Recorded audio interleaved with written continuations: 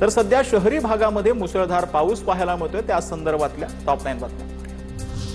वसई विरार नालासोपारा शहरांना मुसळधार पावसानं झोडपलं। वसईत सर्वत्र पूरसदृश्य परिस्थिती। वसई आणि नालासोपारा जोडणारा सन सिटी रस्ता पूर्णपणे पाण्याखाली आहे, तर एव्हरशाईन, वसंतनगरी, अगरवाल नगरी ही जलमय झाली।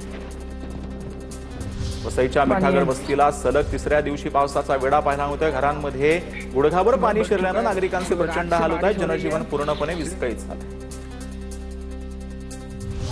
वसईमध्ये सलग तिसऱ्या दिवशी धुवाधार पाऊस पाहायला मिळतोय। सातवली, भोईदा पाड्यातील रस्ते पाण्याखाली आहेत। वाहतूक पूर्णपणे ठप्प आहे, गाड्या अडकल्या।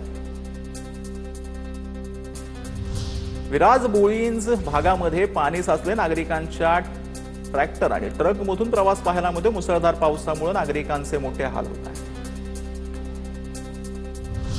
पालघरच्या झारोळीमध्ये असलेल्या धरणाच्या खालील भागातील भराव खचलेला आहे। झारोळीसह आता परिसरातील गावांमधील नागरिकांमध्ये भीतीचं वातावरण आहे। पालघरमध्ये मुसळधार पावसाचं थैमान पाहायला मिळते। झारोळीतील पुराच्या पाण्यात अडकलेल्या 200हून अधिक नागरिकांचं रेस्क्यू करण्यात आले। पश्चिम भागात पावसाचा जोर अजूनही कायम आहे। अत्यावश्यक कामासाठी घराबाहेर न पडण्याचं जिल्हा प्रशासनानं नागरिकांना आवाहन केलं।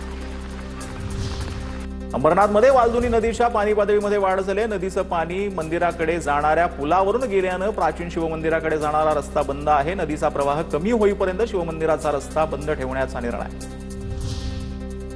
बदलापुरात उल्हास नदीनं ओलांडली धोक्याची पातळी। नदीवरील नवा पूल वाहतुकीसाठी बंद। बदलापूर गावाकडे जाणारा पूल वाहतुकीसाठी बंद। तातडीची बैठक घेत प्रशासनाकडून परिस्थितीचा आढावा। ठाण्याच्या शहापूर तालुक्यात पावसामुळे वाशाळा, फुगाळा या रस्त्यावर पाणी साचले। गावाकडे जाण्यासाठी नागरिकांना पाण्यातून प्रवास करावा लागतोय। रस्त्यावर पाणी आल्यानं वाहतुकीवर परिणाम झाला। तर सध्या पुण्यामध्ये मुसळधार पाऊस पाहायला मिळतोय, त्या संदर्भातल्या टॉप 9 बातम्या।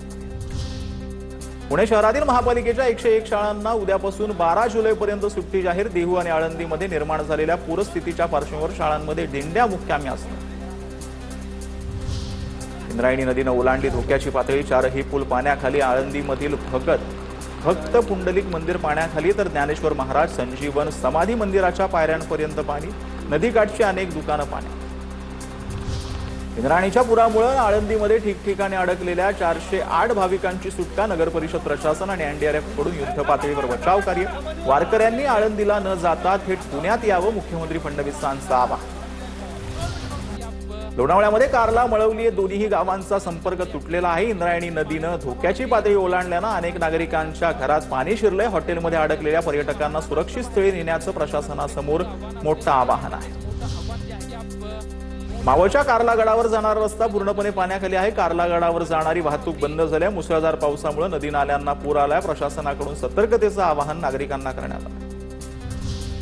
मावळ तालुक्यातील पाटण गावामध्ये पहाटे घरावर दरड कोसळून 3घांचा मृत्यू झालाय। 23 लोकांना वाचवण्यात यश आलेलं आहे। दरड कोसळल्यानंतर गावातील घरांसह अनेक 4 चाकीही ढिगाऱ्याखाली जबलेल्या मोठं नुकसान झालंय। एनडीआरएफ आणि पीएमआरडीएच्या माध्यमातून पाटण गावामध्ये शोध मोहीम आणि बचाव कार्य पूर्ण करण्यात आलं। पुण्याच्या मुळशीमधील धावडी गावाजवळ दरड कोसळली आहे। 3 घरं पातीच्या ढिगाऱ्याखाली गाडली गेल्याची माहिती आहे। दरम्यान घरात किती लोक होते याची माहिती आता घेणं काम सुरू आहे। पुण्यातल्या खेडमध्ये युवक दुचाकीसह पुरामध्ये वाहून गेलाय। शोध मोहीम सुरू आहे। समीर जाधव असं युवकाचं नाव आहे। बंगला वस्तीतल्या ओढ्यावरच्या पुलावरून दुचाकीसह पुराच्या पाण्यात वाहून गेला। मुसळधार पावसानं माळशेज घाटातील धबधबे प्रवाहित झालेले आहेत। माळशेज घाटात पर्यटकांची गर्दी पाहायला मिळते। पर्यटकांनी सुरक्षिततेचे नियम पाळूनच पर्यटनाचा आनंद घ्यावा, प्रशासनाकडून आवाहन करण्यात आलं।